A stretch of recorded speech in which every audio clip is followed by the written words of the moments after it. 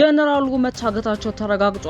አንድ ወር ለሚሆን ጊዜ ከአደባባይ የጠፉት ጀነራሉ መታገታቸውን የፈረንሳዩ ጋዜጣ ይፋ አድርጓል። ጀነራሉ ወደ አዲስ አበባ እንዳይጓዙና ለፌዴራል መንግስት ባለስልጣናት ጋር እንዳይገናኙ በሚል ነው የታገቱት ተብሏል። ይህንን መረጃ በዝርዝር እናካፍላቸዋለን። ታሪካዊ ጠላቶች አማራ ላይ ከፈጸሙት በላይ በነጻ አውጪ ስም ተደራጅተው ቡድን የከፋ ነገር ፈጽሞብናል ሲሉ አቶ ተመስገን ጥሩነህ ተናገሩ።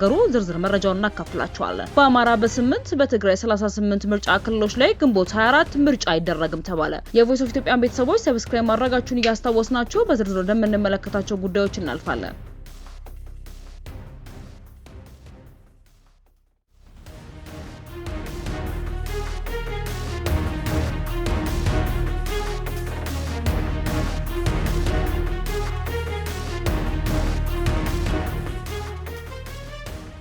ጀነራሉ መታገታቸው ተረጋግጧል። አንድ ወር የሚሆን ጊዜ ከአደባባይ የጠፉት ጀነራሉ መታገታቸውን የፈረንሳዩ ጋዜጣ ይፋ አድርጓል። ጀነራሉ ወደ አዲስ አበባ እንዳይጓዙና ለፌዴራል መንግስት ባለስልጣናት ጋር እንዳይገናኙ በሚል ነው የታገቱትም ተብሏል። ጀነራሉ ታግተዋል የተረጋገጠ መረጃ ነው። ህወሓት ከአንድ ወር በፊት ዶክተር ደብረጽዮን ገብረ ሚካኤልን ፕሬዝዳንት አድርጎ ጀነራል ታደሰ ላይ መፈንቅለ መንግስት ካከናወነ በኋላ ጀነራሉ ጠፍተው ከርመዋል። ከዚህ መፈንቅለ መንግስት አስተዳደር በኋላ በአደባባይ ያልታዩ ጀነራል ታደሰ የጠፉ በሚልም ብዙ ሲጠየቅ ነበር። ለዚህ ጥያቄ መልስ የሚሆን መረጃ ዛሬ ይፋ ይሆናል። ታማኙ የፈረንሳይ ጋዜጣ አፍሪካ ኢንተለጀንስ ስለ ጉዳዩ ሰማሁት ያለው መረጃ ምንጮቹን ዋቢ አድርጎ ዘግቧል።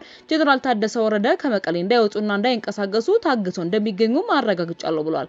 ጀነራል ወደ አዲስ አበባ እንዳይጓዙ በዚያም ከፌዴራል ባለስልጣናት ጋር እንዳይገናኙ በሚል በህወሓት ቁጥጥር ስር ናቸው ማለት ተዘግቧል። የአፍሪካ ኢንተለጀንስ ዘገባ እንደሚያመላክተው ይህ እግድ የጣለው በጀነራል ጻድቃን ገብረትንሳኤና ጌታቸው ረዳ አሰባሳቢነት ባለፈው ሳምንት በአዲስ አበባ ምክር ቤት መመስረቱን ተከትሎ ነው።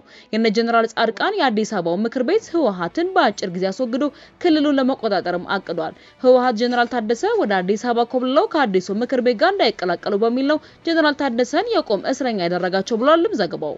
ጀነራሉ ብዙ ሚስጥር የሚያውቁና ህወሓት አደጋ ላይ ሊጥሉ የሚችሉ ሰው በመሆናቸው እንደሆነም ጋዜጣው አብራርቷል። ከአፍሪካ ኢንተለጀንስ መረጃ መርዳት እንደተቻለው ህወሓት ጀነራሉን ለማገት የወሰነው በሁለት አበይት ምክንያቶች ናቸው። አንደኛው ጀነራሉ የነ ጻድቃን ምክር ቤት እንዳይቀላቀሉ በሚል ሲሆን፣ ሁለተኛው ደግሞ ጀነራሉ እጅ ላይ በርካታ የህወሓት ሚስጥሮች በመኖራቸውም ነው። በሌላ መረጃችን ታሪካዊ ጠላቶች አማራ ላይ ከፈጸሙት በላይ በነጻ አውጪ ስም የተደራጀው ቡድን የከፋ ነገር ፈጽሞብናል ሲሉ አቶ ተመስገን ጥሩነህ ተናገሩ።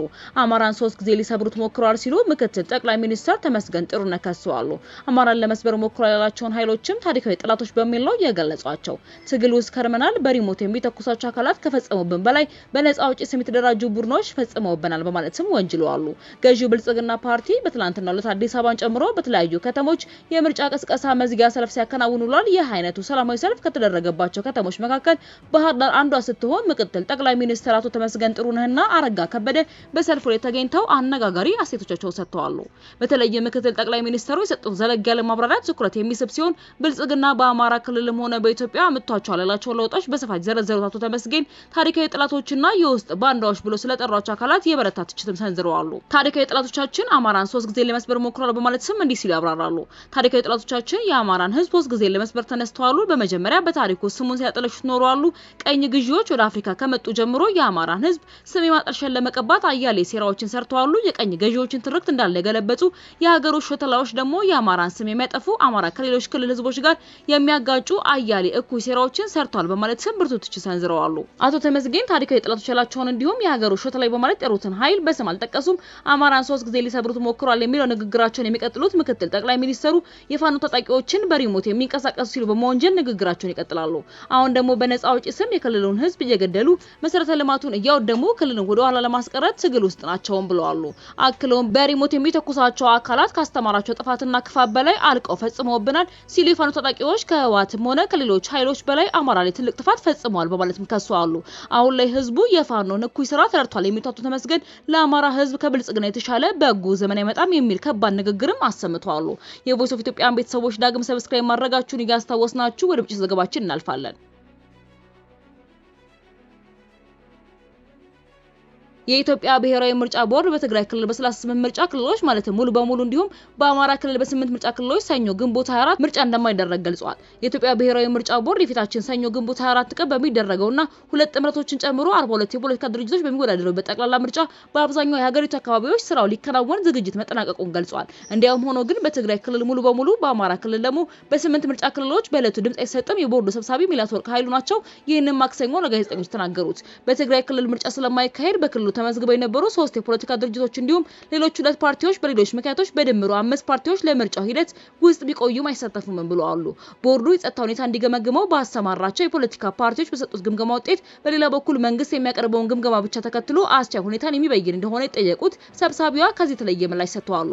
ከፖለቲካ ፓርቲዎች የመጣው ሪፖርት ብቻ አይደለም ወይንም ደግሞ ከመንግስት ተቋማት የመጣውን ብቻ አይደለም የተለያዩ የኢትዮጵያ ሰብአዊ መብት ኮሚሽኖችና ሌሎች ድርጅቶች በቅድመ ምርጫ ሂደት ወቅት ያደረጉትን የክትትል ውጤት ወሳኝና በጣም አስፈላጊ ያላቸው ቦርዱ እንደ ግብዓት የተጠቀመበት መሆኑን ጠቅሷል። ስህተት የተገኘባቸው የምርጫ ጣቢያዎች ላይ የተደረጉ ምዝገባዎችም ውድቅ መደረጋቸውን በእነዚያ ምርጫ ጣቢያዎች ላይ እንደ መፍትሄ የድምጽ መስጫው ዕለት አዲስ ምዝገባ እየተደረገ መራጮች ድምጽ እንደሚሰጡም ተገልጿል። በሌላ በኩል ወሳኝ የሆኑት የምርጫ ቁሳቁሶች ህትመትና ስርጭትን በሚመለከት ሰብሳቢዋ ይህንን ብለዋል። ሁሉም የድምጽ መስጫ ወረቀቶች ወደ ሀገር ውስጥ ገብተው ታሽገው አልቀው ተጓጉዘው ወደ ምርጫ ክልሎች ተልከዋል ብለዋል።